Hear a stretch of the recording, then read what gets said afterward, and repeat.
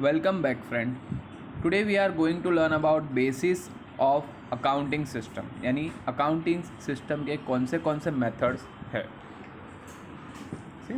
तो आज हम लोग ये पूरा डिटेल में पढ़ेंगे as well as we are going to start with different accounting terms जो हमारे अकाउंट्स में यूज़ होते हैं, तो वो भी हम लोग आज पढ़ने वाले हैं. उससे पहले आप मेरे चैनल को लाइक शेयर और सब्सक्राइब कर लेना और बेल आइकन पे क्लिक कर देना so that you will get the latest update about my channel as and when I upload the things.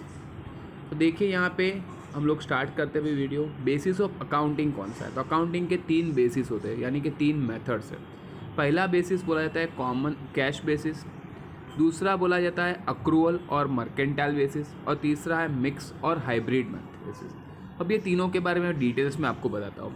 Cash basis जो है, under the cash basis of accounting actual cash receipt and actual cash payment are recorded. मतलब यहाँ पे जब हम लोग transactions करेंगे तब अगर ट्रांजेक्शन कैश में होगा तो ही हम लोग एंट्री करेंगे. जब तक वो ट्रांजेक्शन का पेमेंट या रिसिप्ट कैश में नहीं होगा तब तक we are not recording the things in a book. In this basis revenue is recognise when cash is received and expense are recognise when cash is paid. तो यहाँ revenue means income कब recognise होगी? जब वो received होगी. और expense कब recognise होगी? जब वो पेड होगी. एग्जाम्पल, यानी इनकम रिसीव्ड हुआ, कोई भी इनकम आपके पास अगर रिसीव्ड होती है, आती है, तभी आप उसको रिकॉर्ड करोगे. एनी एक्सपेंस पेड, जब आप कोई एक्सपेंस पे करोगे तभी आप रिकॉर्ड करोगे. सच मेथड ऑफ अकाउंटिंग जिसको usually followed by the professional such as a doctor है, लॉयर है, चार्टर्ड अकाउंटेंट है, and not for profit organisation जो होते हैं, वो नॉर्मली ये सिस्टम कैश बेसिस को ही वो लोग फॉलो करते हैं. तो जब ट्रांजैक्शन होता है तभी उसकी रिकॉर्डिंग करते हैं. जब ट्रांजैक्शन कैश में डील होता है, at that time they are recording the things in their books. यहाँ पे आपको एक एग्जाम्पल आप देख सकते हो कैश बेसिस पे. फॉर एग्जाम्पल, आपने कोई गुड्स खरीदा है क्रेडिट के ऊपर. For example, books purchase on credit. आपने एक बुक्स खरीदा है क्रेडिट के ऊपर 500 रुपीज़ का, लेकिन उसका पेमेंट आपने नहीं किया. तो कैश बेसिस ऑफ अकाउंटिंग हमें ये बताता है जब तक उसका पैसा आप पे नहीं करोगे तब तक आप अपनी बुक में एंट्री नहीं करोगे. आज आपने बुक खरीद लिया तो आपकी बुक में एंट्री नहीं होगा. But when you are paying the things, जैसे आज आपने बुक खरीदा है आज के साल में, लेकिन आप पेमेंट करोगे नेक्स्ट ईयर, तो आप आपकी इस बुक में एंट्री नहीं करोगे. आपने पेमेंट कब किया? Next year. तो नेक्स्ट ईयर की बुक में वो एंट्री आएगा. तो which is not that much correct one. इसी के लिए दूसरा मेथड में हम लोग देखें तो है अक्रूवल बेसिस और mercantile basis. Under the accrual basis of accounting revenue whether received or not, मतलब इनकम आई हो या ना आई हो, but as the been earn or accrued, but वो इनकम आपने अर्न कर चुके हो, अक्रूड हो चुका है. अक्रूड मीन्स आउटस्टैंडिंग है, मिलना बाकी है. ड्यूरिंग द अकाउंटिंग पीरियड, जो भी आपका अकाउंटिंग ईयर है, जो करंट ईयर है, उसमें जो भी आपने इनकम जनरेट की है, जो आई है या नहीं आई है, एक्सपेंस है, वेदर इनकर्ड पेड और नॉट आर रिकॉर्डेड. जो भी एक्सपेंस आपने इनकर्ड की है, जो पे की है या नहीं पे की है, जो शायद पे किया होगा तो भी करोगे, और पेड नहीं किया होगा, आउटस्टैंडिंग होगा, तो भी आपको उसकी एंट्री रिकॉर्ड करनी है. In other words, revenue recognise when it is earn or accrued. इसका मतलब दूसरे लैंग्वेज में बोलो तो रेवेन्यू जैसे ही हम लोग अर्न करते हैं या अक्रूड करते हैं, आउटस्टैंडिंग है, तुरंत ही आपको एंट्री करना है. मतलब जैसे ही मैंने वो बुक्स खरीदा मैं एंट्री कर दूंगा अपनी बुक में. तब मैं ये नहीं देखूंगा कि उसका पेमेंट हुआ है या नहीं हुआ है. पेमेंट अगर नेक्स्ट ईयर होगा तो नेक्स्ट ईयर में उसका दूसरा एंट्री होगा, लेकिन इस साल मुझे उसको परचेज किया, उसका एंट्री मुझे करना पड़ेगा. वैसे ही expense recognise when they are incurred. Expense जैसे ही आप करोगे तुरंत ही उसका एंट्री आपको रिकॉर्ड करना है. Example, any income on whether received or not, और दूसरा एनी एक्सपेंस वेदर पेड और नॉट, ये तुरंत ही आप रिकॉर्ड करोगे. दूसरा है मिक्स और हाइब्रिड बेसिस, जो आपको थर्ड बेसिस दिया हुआ है. It is a combination of cash basis and accrual basis of accounting. यहाँ कैश और अक्रूवल बेसिस ऑफ अकाउंटिंग दोनों की हम लोग बात करते हैं. यानी कि under the mix basis of accounting both cash basis and accrual basis are follow. यहाँ दोनों बेसिस को फॉलो किया जाता है. जैसे कि रेवेन्यू एंड असेट्स के लिए जनरली कैश बेसिस फॉलो किया जाता है, जो आपकी इनकम है और जो आपकी असेट्स हैं उससे रिलेटेड कोई भी होगा ट्रांजेक्शन तो उसको हम लोग कैश बेसिस में रिकॉर्ड करते हैं, जबकि कोई भी एक्सपेंस जो होती है उसको हम लोग एक्रूअल बेसिस के ऊपर रिकॉर्ड करते हैं। दैट्स वाई अगर इस लॉ की बात करें तो ये इंडिया में एप्लीकेबल नहीं है। तो इंडिया में हम लोग जो मर्केंटाइल बेसिस ऑफ अकाउंटिंग है, जो सेकेंड है अक्रूअल बेसिस, उसी को हम लोग इस साल फॉलो करने वाले हैं और हमारी अकाउंटिंग एंट्री इसी से रिलेटेड होती है। तो आपको सेकेंड जो है उसको अच्छे से समझना होगा।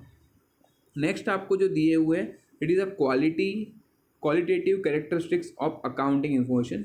क्या क्या क्वालिटेटिव कैरेक्टर्स होते हैं अकाउंटिंग सिस्टम के, वो मैं बता देता हूँ। जनरली इसमें सिर्फ आपको पढ़ना है क्योंकि ये ज़्यादा इंपॉर्टेंट पॉइंट नहीं है, तो ये मैं सिर्फ आपके उसके हेडिंग्स बता देता हूँ और directly will go to the accounting terms के ऊपर।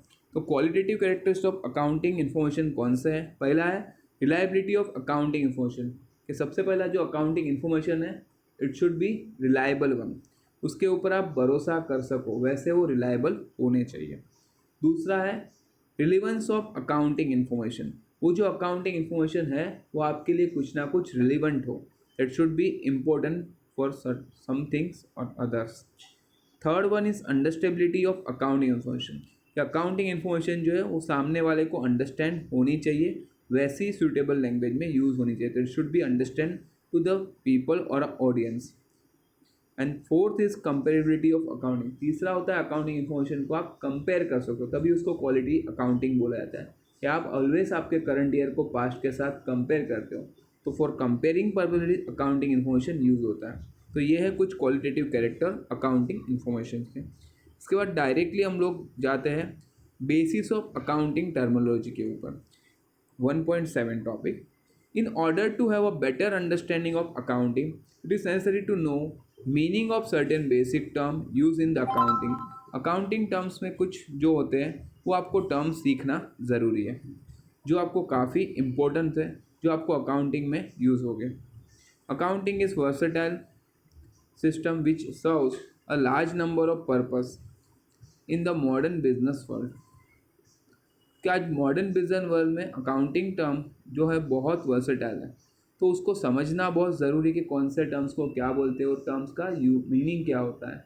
For that purpose is accounting terminologies मैं आपको यहाँ पे पढ़ाने वाला हूँ। Hence the following terminologies is use. पहले तो हम लोग देखते हैं ट्रांजेक्शन्स के कितने टाइप होते हैं। नॉर्मली जो हम लोग ट्रांजेक्शन्स करते हैं उसके दो टाइप होते हैं, monetary transaction and non monetary transaction. Monetary मतलब जहाँ पे कैश या काइंड्स में डीलिंग होता है, और नॉन मॉनेटरी मतलब जहाँ पे ट्रांजेक्शन्स में पैसे की बात नहीं आती है। फॉर एग्जांपल जैसे पुराने टाइम में था बार्टर ट्रांजेक्शन, चीज़ों के बदले चीज़ों को एक्सचेंज करना, that is called barter transaction. और मॉनेटरी ट्रांजेक्शन्स में दो आते हैं, कैश ट्रांजेक्शन जो भी मैंने बताया जहाँ हम लोग चीज़ें खरीदते या बेचते कैश में, और दूसरा होता है क्रेडिट ट्रांजेक्शन्स, जहाँ हम लोग ट्रांजेक्शन्स करते तुरंत आप पैसों की डिमांड नहीं करते हो, आप उसको 1 मंथ या 2 मंथ का क्रेडिट पीरियड ऑफर करते हो, वहाँ होता है क्रेडिट ट्रांजेक्शन। तो अभी हम लोग देखते हैं डिफरेंट ट्रांजेक्शन्स और मॉनेटरी उस सब के बारे में बता देता हूँ मैं। एक्सचेंज ऑफ गुड्स, जहाँ पे ट्रांजेक्शन का मीनिंग लिखा है, exchange of goods between 2 person और पार्टी, जहाँ 2 या 2 से ज़्यादा पार्टी के बीच में जब कोई गुड्स या सर्विस का एक्सचेंज होता है, इन मनी और मनी स्वर, पैसा या पैसों की जगह किस काइंड्स में जब डीलिंग होता है, इस नोन एज ट्रांजेक्शन। जब कोई 2 पर्सन या पार्टी के बीच में जब कोई गुड्स का और सर्विस का एक्सचेंज होता है इन मनी और मनी स्वर, इस नोन एज ट्रांजेक्शन। अब उसके अंदर 2 टाइप के ट्रांजेक्शन मैंने आपको बताया, एक था मॉनेटरी ट्रांजेक्शन और दूसरा होता है non monetary transaction. Monetary transaction, the transaction which involve exchange of money और मनी स्वर, जहाँ पे कोई ट्रांजेक्शन होता है गुड्स और सर्विस का इन मनी और मनी स्वर डायरेक्टली और इनडायरेक्टली, उसको हम लोग बोलते हैं monetary transaction. Only monetary transaction are record in the books of account. याद रखना सारे मॉनेटरी ट्रांजेक्शन्स जो होते हैं जो मनी या मनी वर्थ में काउंट हो सकते हैं, वो सभी चीज़ों का ट्रांजेक्शन हम लोग अकाउंट्स में रिकॉर्ड करते हैं। उसके अंदर 2 टाइप के ट्रांजेक्शन आते हैं, cash transaction and credit transaction. Cash transaction means a business transaction which cash is paid और रिसीव इमीडिएटली, तुरंत ही आप पैसे जब पेमेंट कर दो या पेमेंट रिसीव हो जाता है तब उस ट्रांजेक्शन को हम लोग बोलते हैं कैश ट्रांजेक्शन। जैसे कि purchase of goods for cash, यानी गुड्स आपने परचेस किया कैश में, तो यानी आपने कैश पेमेंट कर दिया तो ये ट्रांजेक्शन को बोला जाएगा कैश ट्रांजेक्शन। वैसे ही पेमेंट ऑफ सैलरी ₹5,000, तो यहाँ पेमेंट हो चुका है, तो दैट्स वाई ये दोनों ट्रांजेक्शन को हम बोलेंगे कैश ट्रांजेक्शन। दूसरा होता है क्रेडिट ट्रांजेक्शन। और credit transaction is one in which cash is not paid और received immediately at the time of transaction, यानी ये ट्रांजेक्शन में कैश रिसीव्ड या पेड जब हम लोग ट्रांजेक्शन करेंगे तब नहीं होगा, बट इट इज़ पेड और received in the later date, यानी फ्यूचर डेट पे आपको इसका पैसा आप रिसीव्ड करोगे या तो पे करोगे। जैसे for example goods sold on credit to mister Aman, यानी मिस्टर अमन को आपने गुड्स बेचा है 8,000 का। तो देखो यहाँ लिखा है वर्ड क्लियरली क्रेडिट, यानी आपने क्रेडिट में बेचा है यानी उधार में बेचा है, तो यानी इसका पैसा ट्रांजेक्शन के साथ ही नहीं मिलने वाला। You will get the money after certain time, तो कुछ पर्टिकुलर टाइम को आपको पैसा मिलेगा, यानी इस टाइम पे ट्रांजेक्शन के टाइम ये ट्रांजेक्शन का पैसा नहीं आ रहा है, इसके लिए हम इस ट्रांजेक्शन को बोलेंगे क्रेडिट ट्रांजेक्शन। दूसरा है sold machinery to Amar Singh on credit, यानी यहाँ पे आप लोग ने अमर सिंह को मशीनरी बेचा है ऑन क्रेडिट, यानी उधार में बेचा है, तो यहाँ पे भी आपको पैसा तुरंत रिसीव नहीं हो रहा है, you will going to receive in a future date. तो ये दोनों ट्रांजेक्शन एग्जाम्पल है क्रेडिट ट्रांजेक्शन के। नेक्स्ट आपको जो दिया है that is non monetary transaction.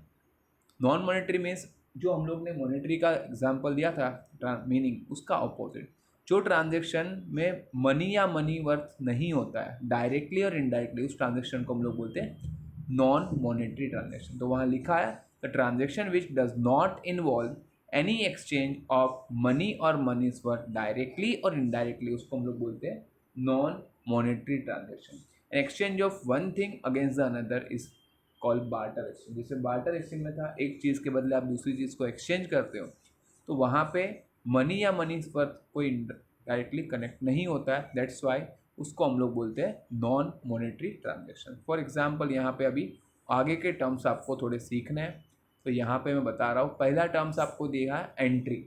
अब यहाँ से डिफरेंट अकाउंटिंग टर्म्स आपको ध्यान से सीखना है। पहला दिया है एंट्री। एंट्री हम लोग किसको बोलते हैं, तो recording of business transaction in the proper form और method in the books of account, इसको बोलते हैं एंट्री। जब हम लोग कोई भी बिजनेस ट्रांजेक्शन को प्रॉपर फॉर्म में या प्रॉपर मेथड में बुक्स ऑफ अकाउंट में रिकॉर्ड करते हैं, उसी को हम लोग बोलते हैं एंट्री। तो entry means recording a business transaction in the books of account, simple language में उसको बोला जाता है एंट्री। दूसरा आपको यहाँ दिया है narration. A brief explanation of a business transaction for which an entry is pass is called narration, यानी छोटा सा एक्सप्लेनेशन फॉर्म जहाँ पे हम लोग एंट्री किस चीज़ का है उसका शॉर्ट एक्सप्लेनेशन लिखते हैं, उसको हम लोग बोलते हैं narration.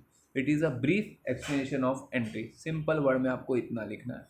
It is always given in the bracket below the journal entry. जब हम लोग जर्नल एंट्री टॉपिक सीखेंगे तो जर्नल एंट्री में हम लोग नरेशन लिखेंगे, तो हर एक जर्नल एंट्री के नीचे ब्रैकेट के अंदर आपको उसको लिखना होता है, और स्टार्टिंग वर्ड होता है बीइंग या फॉर एग्जांपल देखो ऊपर ही ट्रांजेक्शन था goods sold on credit to mister Aman, तो इसी को हम लोग नरेशन में जब लिखेंगे तो हम लोग लिखेंगे being goods sold on credit to mister Aman, ऐसे। तो आप नरेशन में लिख सकते हो या तो बीइंग वर्ड से स्टार्ट करो या तो फॉर वर्ड से, लेकिन नॉर्मली आपके बुक्स में बीइंग वर्ड से यूज़ किया है तो हम लोग बीइंग से ही करेंगे। Next one is very important term that is a goods.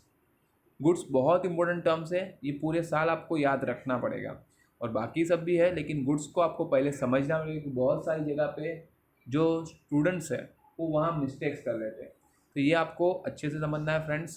पहला टर्म्स गुड्स का मतलब क्या है, goods refers to the merchandise commodity articles और thing in which trader deal. Simple language बोल तो आइटम्स और commodity in which businessman deal. Businessman जो आइटम्स या कमोडिटी में डीलिंग करता है, जिसमें वो बिजनेस कर रहा है, उसको हम लोग बोलेंगे गुड्स। दिस आर परचेज, और जैसे कि यहाँ पे this are a purchase or manufacture for the purpose of sale or to earn profit, यानी यहाँ पे बिजनेसमैन जो चीज़ को बनाता है या जो चीज़ को खरीद के बेचता है और उसमें अपना प्रॉफिट कमाता है, उस चीज़ को हम लोग बोलेंगे गुड्स। फॉर एग्जाम्पल बताता हूँ, जैसे क्लोथ मर्चेंट है, कपड़ों का व्यापारी है, तो कपड़े उसके लिए आप बोलोगे मेरे लिए कपड़े हैं, मैंने कपड़े खरीदे, लेकिन वो अपनी बुक में वो कपड़ों को कपड़े नहीं बोलेगा, वो बोलेगा it is a goods in his book. वैसे ही वहाँ दूसरा दिया है, देखो example medicines are goods for chemist. Medicine जो है वो केमिस्ट के लिए गुड्स है, क्योंकि केमिस्ट के लिए वो मेडिसिन नहीं है। आप बोलोगे मैंने दवाई खरीदी, वो बोलेगा मैंने गुड्स बेचा। तो केमिस्ट जो पर्सन जो चीज़ में डील करता है उसके लिए उसकी बुक में वो चीज़ होती है गुड्स। तो केमिस्ट जो केमिकल यहाँ पे है मेडिसिन, मेडिसिन यहाँ केमिस्ट के लिए क्या है, गुड्स है। वैसे ही vegetable are goods for a vegetable vendor, जो सब्जियाँ बेचता है तो सब्जी वाला जो है उसके लिए वो सब्जी नहीं है, वो लिखेगा उसको अपनी बुक्स ऑफ अकाउंट्स में goods. Vegetable are goods for vegetable vendor. वैसे ही parts like tyre, engine, gear box, cable are produced by the vehicle manufacture, जो गाड़ियाँ बनाती है कंपनी, वो सब ये सब पार्ट्स को अलग अलग पार्ट्स नहीं बोलेंगी। जैसे बजाज ऑटो के एग्जांपल दिया है, हीरो मोटर्स का दिया है, उन सब के लिए ये सब चीज़ें जो है वो उसके लिए काउंट हो गए गुड्स।